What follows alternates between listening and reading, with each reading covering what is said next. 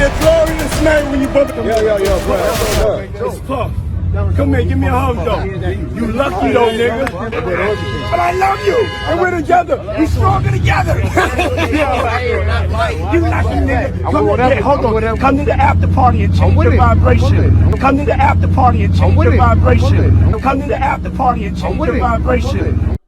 Whores call their pimp daddy, and for a guy as determined and successful as Sean Combs, nothing was an accident on his climb up the ladder of success. So I think it's safe to assume him naming his studio Daddy's House meant something. It was not an accident. It wasn't a coincidence. And he knows better than to be talking about the things that he does with Big Brother Puff on national television. It meant that when you entered his domain to be recorded, you were becoming his whore. You were submitting to his pimp, and he was becoming your daddy. In fact, Diddy, the same number of letters as daddy. In fact, it's almost the same word. P-I-M-P, 4 letters. P-I-M-P, 4 letters. Pimp daddy, Puff daddy, Pimp Diddy. It's all right there when you look. I don't know what happens to the white man when he comes to a P. Diddy party. This is what happens to the white man. Who are these white men in question? What was Puffy's game? I think that I was just, living in this shame, living in all this sort of stuff of my past, and I wasn't able to move on. It was bad. I don't know if I'd be alive for sure. It was dark. As unbelievable as all this is, and I was one of those non-believers, I mean, even I don't know how crazy people really, or not crazy, let me not say that, how much strange, elaborate things go on in the world. But it all kind of makes sense if you think about it. So, was Diddy just some out-of-control sex maniac? Well, maybe in part. But to have billions of dollars pass through your hands, right? You're a smart person, very focused. Listen, to make a lot of money, you got to think about money all day. You got to get to the bag every waking moment and sleep less than normal. Like, I know that, I mean, I like money. I'm not obsessed enough with money to, maybe I'll make a whole lot, but for me, like, or anyone that's popular on YouTube, we can sit and concentrate and make some money every day, but sometimes it's just not in me, or there's things I won't do, or, I won't just do anything on the internet. There's all sorts of strategies. I could come out and say crazy things and get views and make people hate me and get views and have a bodyguard. It's not worth the money. But anyways, to stand on Puffy. So what would be his game? What is the pimping? Well, if you're throwing parties, so he was, just for those of you that are younger or just don't know, he started as a party promoter. He was at Howard throwing parties. He was an intern at Uptown. And he's not a music person. He's a scene vibe person. So like he A&R'd Mary J's album, What's the 411, which really put him on a radar in the music industry. That was a big hit album, bunch of hit songs, seminal, it kind of defined R&B at the time. He A&R'd it, which isn't the same as producing it. It means you produce the producers, right? You get to know Mary J. Okay, what is this look and vibe we're going to create for her? Here's the producers we should use. Here's the video director. Here's how we should market her. And he was very, very good at that. So he knows how to, like a pimp, see somebody and like, oh, this is how to talk to this person. This is the situation that'll make them comfortable to do get them to do what I want them to do. Now, in a normal work environment, getting them to do what you want to do, it just means, hey, I got this singer, make her comfortable so she can make hit songs and a big selling album. And he was a big party promoter. He would be in Detroit buying out the bars at party. Well, we really had just at clubs where he was the promoter and bought out the bar, and he left. Oh my God, Diddy was here. So he was very good at that. But you know, there's a psychological trick in that. I didn't think about it till I was asking a woman I know in LA about, well, how'd you get, how does somebody get you into being an escort? Met the person on the internet, fly to us, and we get you a plane ticket to LA from your small town or wherever you're at, where you're not satisfied in life. You're, very attractive, young. Picked up at the, so now you already feel important. You get picked up at the airport. But if you get a free plane ticket, you get picked up at the airport in a fancy car. You go to a nice hotel. They take you to a fancy restaurant. Smoking your high-end weed or whatever it is you do. And it's the soft sell. They don't have to make you do anything. Hey, now go in the room with this guy. And they probably start you out, because in LA, NBA players are tricking, actors are tricking, all type of people are tricking. They might put you in with somebody who you're, oh my God, I get to have sex with this person. You're excited? So that sort of sounds like the Diddy thing. Like, create this party atmosphere that you like so much. First of all, you feel important because you're there. You feel important because you're in the club no one can get into. Now you've been invited back to the after party. Oh, look, celebrities are here. Justin Bieber is at this party. I must be important. Now, if I'm asked to do something, implicitly, if you don't do what you're asked, they don't have to tell you, oh, you got to leave. I mean, in life, that goes without saying, right? It's like the guy's dating the girl, and he took her on 3 dates, 5 dates. And she ain't going to keep going on dates unless something happens, or for some men. I'm very old. I don't do that type of stuff. But, so I can see how you create they call it in intelligence, a honeypot. You attract people to fun. Could be sex, could be drugs. You get them to do stuff they wouldn't normally do. And now you got your hooks in them. Implicit blackmail. Sounds like Justin Bieber was traumatized. Look at the way he just snapped at him. They laughed at that because it's easy to be mad at the public or Jimmy Kimmel, like, oh, why didn't we see this? But no one's thinking about that, right? Like, that could be how a big brother talks to a little brother. But then now it looks like it's damn near like a pimp telling us, like, the police have showed up at the hotel room and they're asking the girl if she being human trafficked. And the pimp is like, you better not say nothing. Pretty weird. Pretty weird. Also, Puffy's apparent predilection for, well, what's the 2 cities in the Bible? Gomorrah and Sodom. He likes to take fellas on a trip to the second city. Now, what would that be all about? Now, I guess he likes it, but for sick people, like that's like I'm taking your masculinity. I'm more of a man than you, so now I control you. Darkest street story I've ever heard, and I'm not gonna say who the people are. I've referenced it. It doesn't matter who specifically are. It's in Michigan. Some time ago, there was a series of different shootings at some malls in Detroit. So that's some wild shit, right? I'm murdering them all.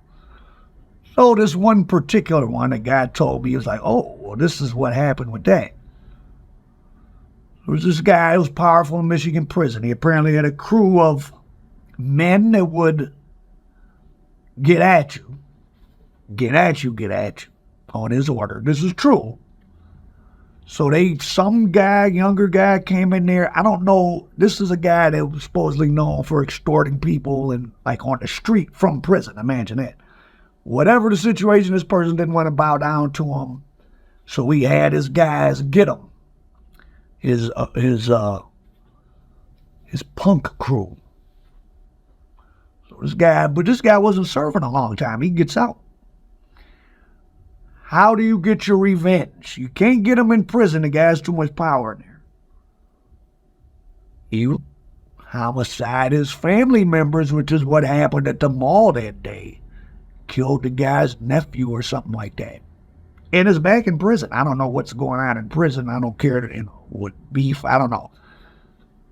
And the person who was telling me told me that's not the only relative that has been.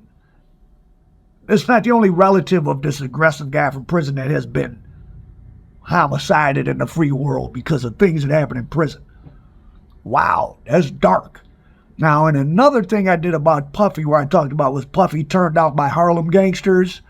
Cavario told us about how Cavario's mother was big in the dope game in New York and Harlem in the 70s. She interacted with Nicky Barnes and all that. Nicky was only 1 or 2 steps up the food chain from her. She told Cavario when he was 12, 13, don't go anywhere with these guys. If I'm not around, don't talk to them. She implied that they were messing with boys and just as part of a general hedonistic lifestyle. But also there's if I create a secret bond between me and you. So that's why criminal acts. Everybody shoots, oh no, I'm not just going to kill him. You got to put a bullet in him too. So we're both bound together by a criminal act, right? So that's how we bond with people in life. A guy you might not normally interact with, you was in jail with him. So that was a rough time in life. You guys went through it together. So you always see him in the street. Hey, what's up, man? How you doing? Oh, you fucked up. Here's $100 because you have a bond. We went to high school together. We have a bond. You're my cousin. I don't really know you, but we got the same grandmother, so we have a bond. I sodomized you at a party while we were on heavy drugs. We have a bond. But if you're making big moves in the music industry, right? You're a big artist, and we have this secret bond. Oh, I need you for this remix. Oh, I do it for free for him. I don't do remixes, but for him, for Diddy, I do it for free. Oh, I want to be in your music video and hold up a Ciroc bottle. Oh, I know there's this thing going on. Diddy, all this came out because Diddy went against Diego, the owner of Ciroc.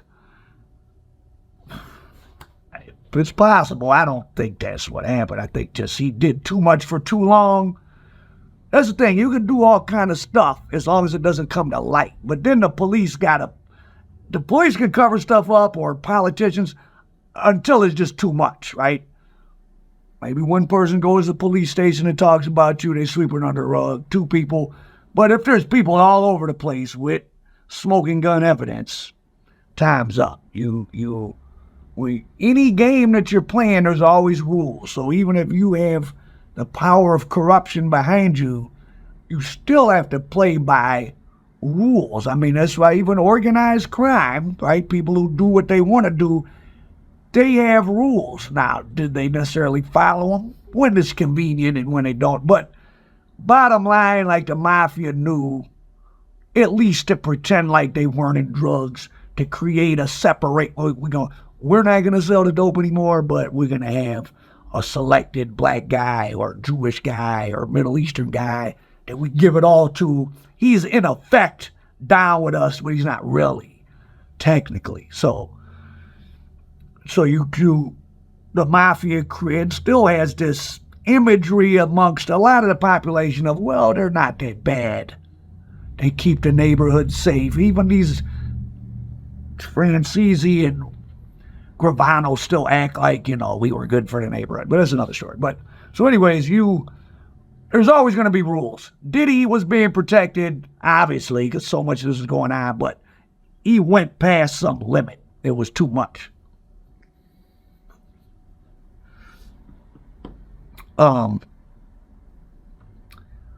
This Justin Bieber stuff, strange, but remember Bieber was the biggest artist in the world for a few years and still is a big deal, but just having him and other lesser people that are big deals, just them letting you put Ciroc in a video for free when normally they wouldn't do it, or it would be $1 million. Oh, you want to set a Ciroc bottle in this music video? Well, you got to pay the whole $1 million for the video. Oh, not if it's Diddy. Diddy shows up and sets his bottle in the video. I don't know what he got out of Bieber. That's probably hidden in the annals of the business back channels or whatever, but guess how much you think Diddy made working for Ciroc, because that's what he was working for Ciroc. Yes. So he worked for them about 17 years. He received over $1 billion. 60 million. See, we're so jaded on hearing these big numbers. 60 million sounds like a lot. It sounds a long way away from $1 billion, but it isn't. 60 million times 17 is about $1 billion.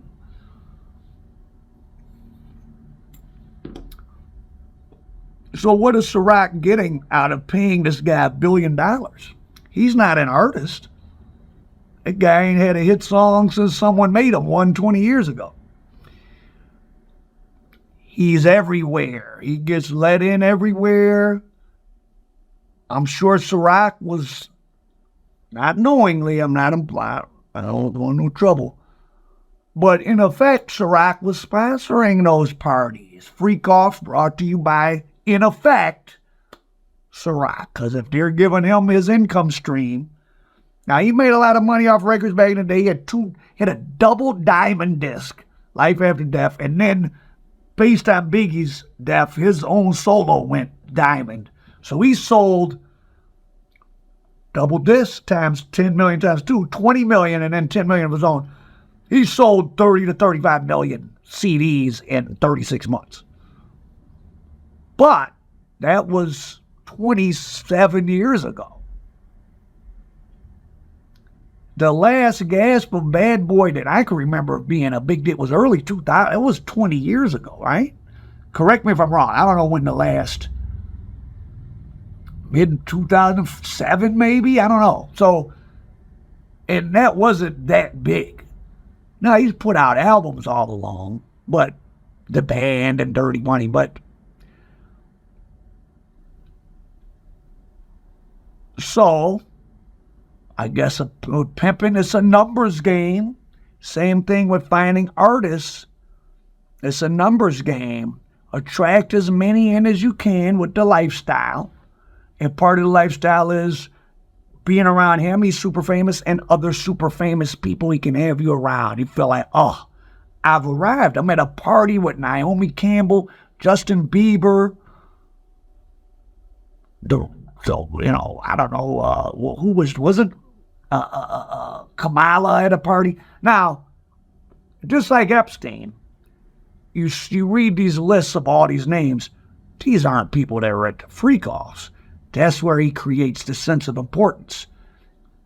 Remember, up until recently, I mean, Diddy, he won the NAACP Image Award. He starred in Raisin in the Sun. You know, he gave back to the community. He ran a marathon. He was black excellence. So, of course, if you're a black politician or if you're seeking to sell anything, your political career, a product to black America, he's a shortcut to at least a segment of black America. I'm okay because Puffy said I am.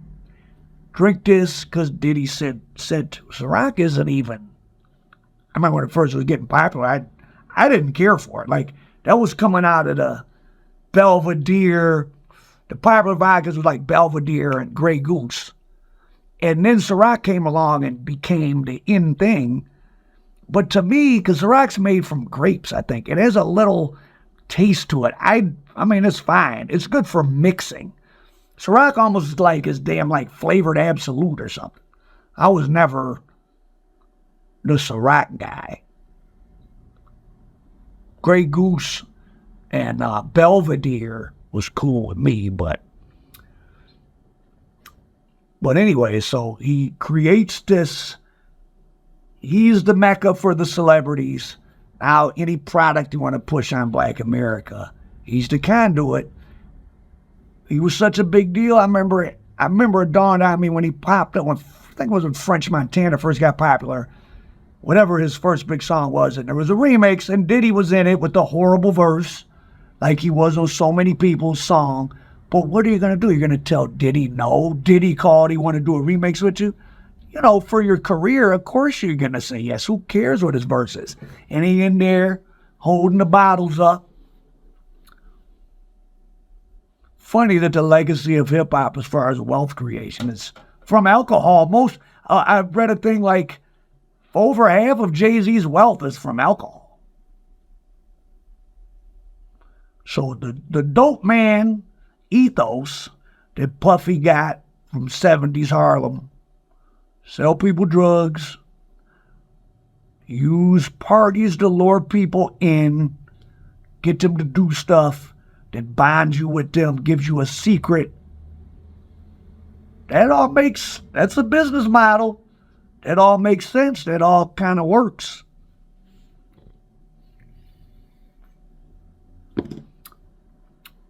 And that brings us to the new version of Diddy. You don't even have to have parties. You just do it on the internet. The Tate brothers, they tell you what they do. You have a couple nice dates with a woman, and then it's like, do you want to go home back to your small town in Romania? Do you want to take your clothes off in front of the camera and give me all the money and keep living in this house, and I'll show you attention, and you eat nice and you dress nice and you get to ride around in the nice cars once in a while, and we go out once in a while. Better than nothing for most people, because most people don't get to do that stuff ever. So there's the pimp's handbook right there. Same handbook that they use to turn young guys into drug dealers and the hitmen. Years ago, before I was Al Prophet, before YouTube, I mean in the mid-90s, when I still lived on my block, a guy who had been part of, I think he's with Pony Down. So we go to the projects, see some guy walking around, little 17-year-old tough guy, pick him up, let him ride around the bins for a day or two or three, get him some woozy, get him a steak. Remember, even a project, he never had a steak. Get him Adidas tracksuit, and then on day 4, you put a gun in his hand and say, go shoot him in the head or go back home. There's the formula. So when you're looking at what he's doing with Bieber or why he's having these parties, is he a degenerate who was into that? Well, sure. But to make $1 billion or billions of dollars, he got $1 billion just from Ciroc. That guy's generated a couple billion other ways. So several billion has passed through his hands. You're always thinking about money. So even in whatever crazy land you go into, it's still about money. And money comes from power. Power over people, lure you in, get you to do things, sell you. I mean, that's the accusation that some male celebrity was being offered, pimped around. If you got rich people coming to these things and celebrities often have more fame than they have fortune. And the rich people want the fame. Those two things go together like yin and yang. You can buy sexual favors from beautiful women for not that much money. I mean, a couple $1,000. Like, get you beautiful women in LA. Less than that, but let's just say you're doing it like that. If you got $1 billion, $100 million, what is 10,000, 20,000? That's nothing. So you've had all the women, you got the cars. What if you're looking for hedonistic pleasure, norepinephrine, and dopamine?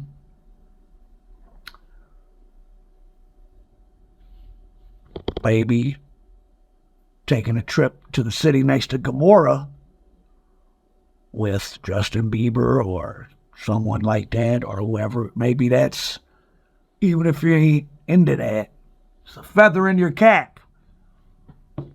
Or you rammed some gangster rapper. Oh, the guy in the video talking about killing and his guns and what hood he's from. I put it in him. I mean, it makes sense. If you study the dark arts, this is classic dark arts. You gain a secret over somebody, you bind them with you. It's a secret if we know it, and it's key fun. But then as the person gets older, like, what have I done? They don't want it to come out. They don't even want to think about it, much less talk about it. And when I call and ask you for the favor, would you tell me no after what we did? It's just like with D. Ruggs, Whitney Houston. People were stealing her money. They didn't steal it all. But if you're sending me out to get you an ounce of crack every 2 or 3 days, and I'm also the person that runs other errands, and so your accountant said, well, why did Al Prophet spend $10,000 at Neiman Marcus on men's clothes that all fit him? Well, yeah, I did use your credit card to buy myself $10,000 worth of clothes, Whitney, but send me out in the big city streets to buy crack cocaine for you all the time. That's not cool either. You're using me, putting me at risk. Which is true.